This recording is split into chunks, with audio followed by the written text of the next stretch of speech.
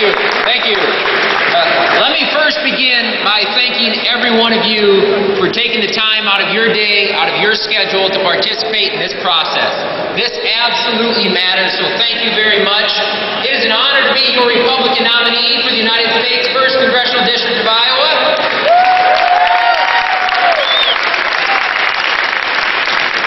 And it's also a pleasure to follow up on stage earlier today. I see we had some rookies up here. Senator Grassley, Governor Branstad. Don't worry, when I talk to them later, I'll take them under my wing and show them how we're going to do this.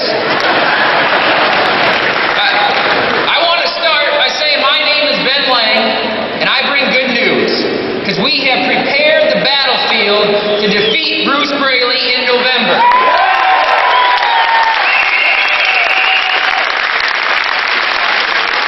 For those of you that don't know, I grew up in Quasqueton, Iowa. Population 499, Buchanan County. I'm a son of a meat plant worker, a registered nurse. I come from the working class.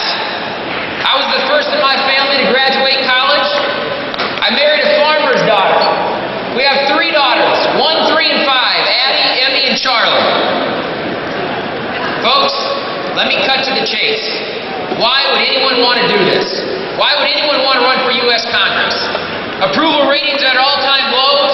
Nobody likes politicians, let alone trust them. Why would a 33-year-old from Buchanan County, Iowa do this? Let me take you back in time and tell you exactly why. The premise on which upon I stand.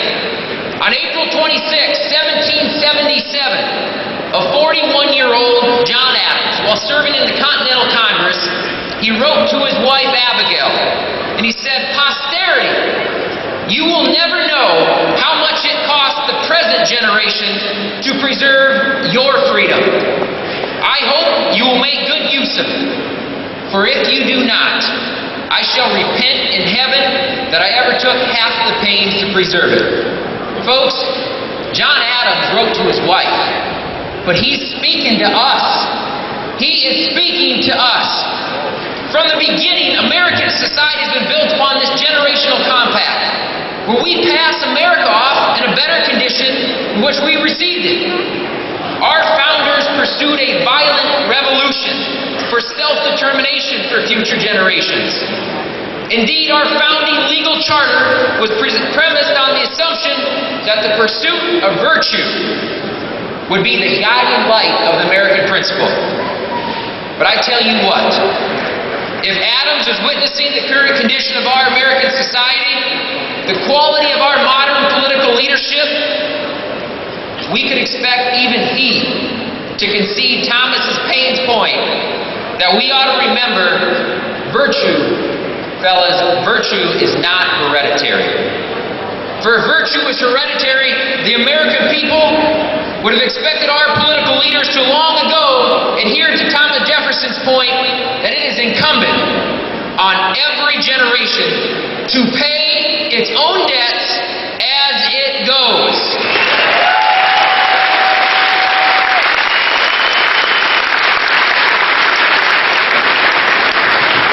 Folks, we've watched in disbelief as our politicians have racked up nearly $16 trillion in debt.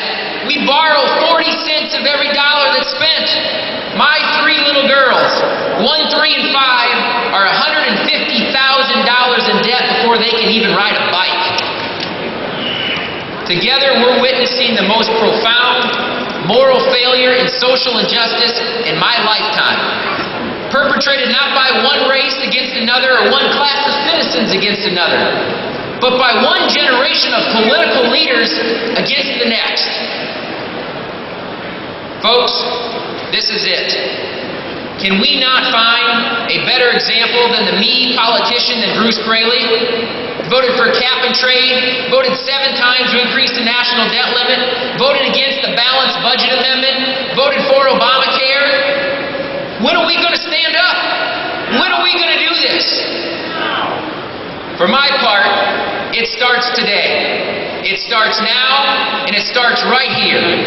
I've decided to run for Congress because Bruce Braley has been a complete failure. A complete failure.